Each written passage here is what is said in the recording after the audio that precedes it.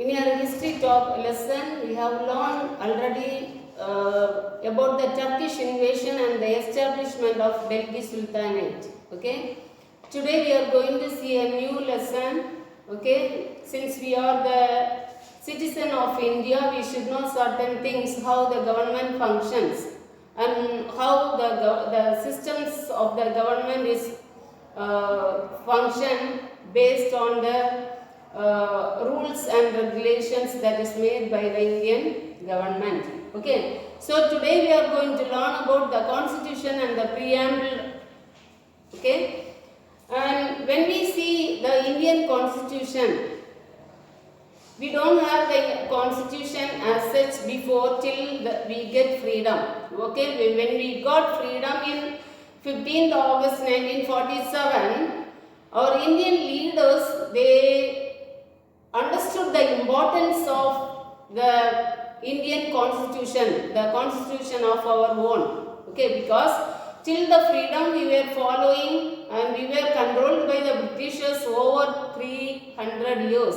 And the rights of the people of India were demolished by the British government. We don't have any powers, we don't have the rights, and we were suppressed by the government of England, by the British government. Okay, that's why the grassroots level people, they struggled a lot. Okay, Indians were not given any rights to join in any of the higher posts in India. Okay, not only higher posts, we were not given any opportunity to work in the administrative system. That made the Indian people to think to have our own constitution. That's the reason why we got our own constitution. Okay, after 1949. Okay, now Constituent Assembly. What is this Constituent Assembly? Constituent Assembly is like a parliament, a present day parliament. The Constituent Assembly was made to prepare the constitution. Okay, there was a drafting committee in the Constituent Assembly. The first Constituent Assembly consists of more than 250 members. Okay, the members will be from different section of the society. Okay, from every class, grade of the people, they got the right to join in the Constituent Assembly. Okay, that's why our Indian constitution is concentrated on all over the welfare of the people all over the India, in every section and sector of the society. And when we see preamble, what is preamble? Preamble is an introduction. Okay, when we take a book, in every book there will be a preface. When we read the preface, we will understand what is in the book, what is the book all about. In the same way, when we read the preamble, we can understand what is this constitution talks about. What are the sources of the constitution? Okay, and what is the intensity of the makers of the constitution? Okay, these all will be mentioned in the preamble. Okay. And when we see this Indian constitution, there will be more than 300 articles are there in the Indian constitution, and the constitution was divided into 4 important parts. Okay, and the fundamental rights that comes in the 4th part of the Indian constitution. Now we will see the first in the first constitution, first written constitution ever made was in England.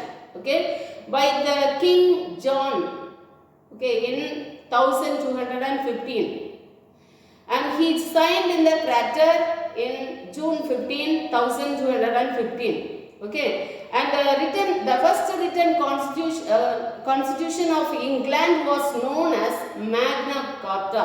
Why we call this constitution as Magna Carta? Because it was the main source of the constitution which is made by the different countries of the world. Okay, and it is the source of other constitutions.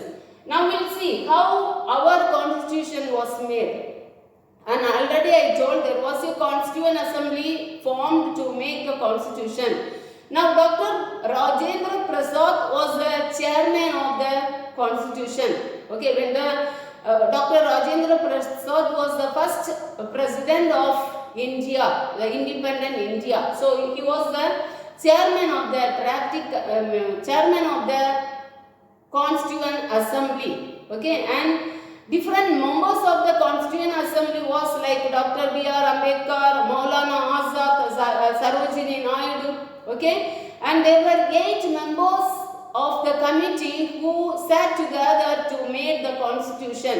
Okay, and Dr. B.R. Ambedkar was the chairman of the drafting committee, and they have sat in November 9, 1946. Okay, to write this Indian constitution, it took 2 years, 11 months and 18 days. And it was completed by November 26, 1949. Okay, and since it was completed by November 26, 2004. Making this constitution, the drafting committee, they put forward this constitution in the Constituent Assembly for the agreement of the members of the Constituent Assembly. Okay, at last the Constituent Assembly the constitution was come into force in 26 January 1950. Okay, that's why we celebrate, okay,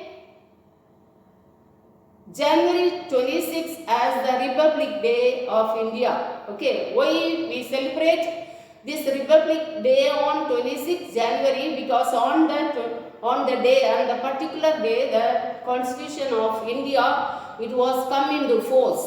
Okay, we forgot all our control of the British government. Okay, we started to rule ourselves. Okay, that's what we call it as Republic.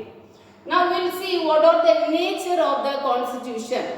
Okay, when we say the nature, there are 5 important nature of the Constitution. The first important nature of the Constitution was sovereign. Okay, and the second important nature is socialistic, and the third important nature is secular. Okay, and the fourth one is democratic, and the fifth one is republic. So our Constitution is sovereign, socialistic, democratic, republic and secular. Okay, now we'll see what is sovereign. Sovereign means independent. Okay, there is no external power can interfere in the internal matters of India. That is called sovereign. So when we got independence, when we made our Indian Constitution and when we started to celebrate our Republic Day, that was the end of the foreign interference of internal matters of India. Okay, because we got the sovereign constitution. Okay, the nature of the constitution is sovereign. It is made by the people, because the preamble begins like that. We the people of India. Why it begins like that? Because the rights and the source of the government is based on the people of India. The power lies in the hands of the people. That's why the preamble begins, we the people of India. So when we see the nature of the Indian Constitution, the second nature of the Indian Constitution, it says socialistic. Okay, when this term socialistic is added in the preamble, for example, there was 42nd amendment made in 1976. Okay, so in 42nd amendment in 1976, there were 2 important amendments were made, or 2 important terms were included in the preamble. The first one is socialistic and the second one is secular. What is socialistic? The wealth of India must be distributed equally among the people without any discrimination. Okay, before the law all are equal. That's what the word socialistic means. Now the word secular, I already told, the word secular also included in Constitution by the 42nd Amendment in 1976. Okay, and when we see this word secular gives, there is no state religion in India. The government will not agree or support any particular religion in India. We, the people of India, has the power and right to adopt and follow and propagate any religion in India. We have the religious freedom in India. That's what the word secular says. And when we see the next one is democratic. The word democratic is defined by Abraham Lincoln. The democratic means the government formed by the people, of the people and for the people. So these are the importance of Indian Constitution. And republic, when we say, it is the nation with an elected head, that is president. We are having president in India who is elected by the people. Okay, so it is not hereditary rule. Okay, it is, so the position or in the republic government, the president should not be a dictator, but he is a nominal ruler, but the power lies in the hands of the people. Okay, the head of the people is, we call it as a prime minister. Okay, and the next thing, now we have learned about the nature of the constitution. Now we will learn about the objectives of the constitution. There are 4 important objectives in the constitution, Indian constitution. The first objective was justice.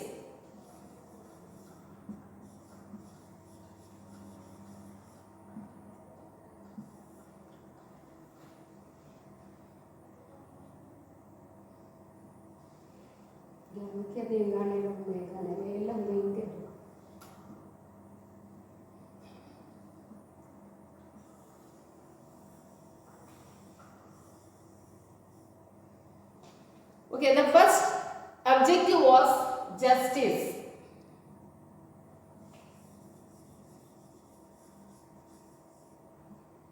And the second is liberty.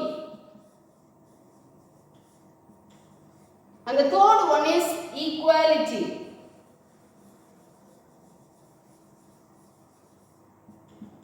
And the last one is fraternity.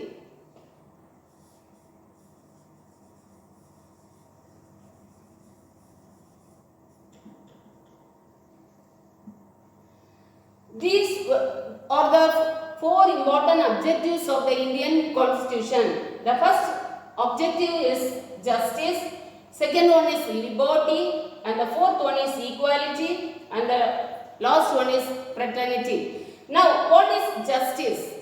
Justice talks about all are equal before the law. There is no discrimination on the basis of caste, creed, color, sex. Okay, everybody should be treated equally before the law. That's what the word justice means. And the second objective talks about liberty.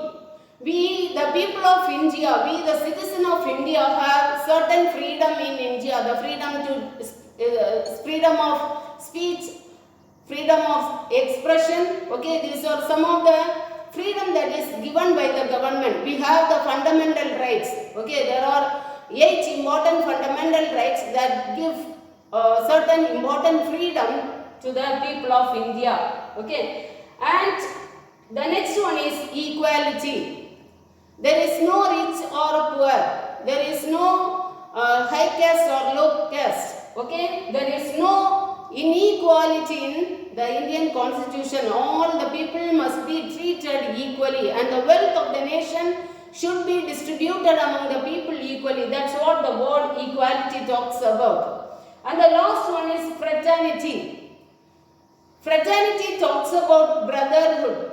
Okay, when we see India, the people of India belongs to different caste, different religion, different color, different language, adopt a different religion, but the basic concept is citizen of India. Okay, there we can see the oneness. Okay, that's what the fraternity talks about. So here we can see the unity among the people of India in diversity. Though we are diverse, or though we are divorced from everything, from the language, food style and everything, but as the citizen of India, we have the one spirit that we are Indians. Okay, so here it talks about the brotherhood. So children, we have learned today about Indian Constitution and the preamble of Indian Constitution. The source of Indian Constitution belongs to India. Okay, there were different sources, different ideas that is adopted from different constitution, like American Bill of Rights and Irish Constitution and different constitution. The ideas were collected together and it was put together based on the welfare of the people of India. That's what our Indian Constitution was made by the formers or the framers of Indian Constitution. Now, we also have learned about the nature of Constitution. There are 5 important nature of Indian Constitution. The first one is sovereign. Sovereign talks about independent. There is no external power that should be control our Indian administrative or the function of the government. The second one, socialistic. And the next one is secular and democratic and republic. These are the 5 important nature of Indian Constitution. And also we have learned at last about the objectives of the Constitution.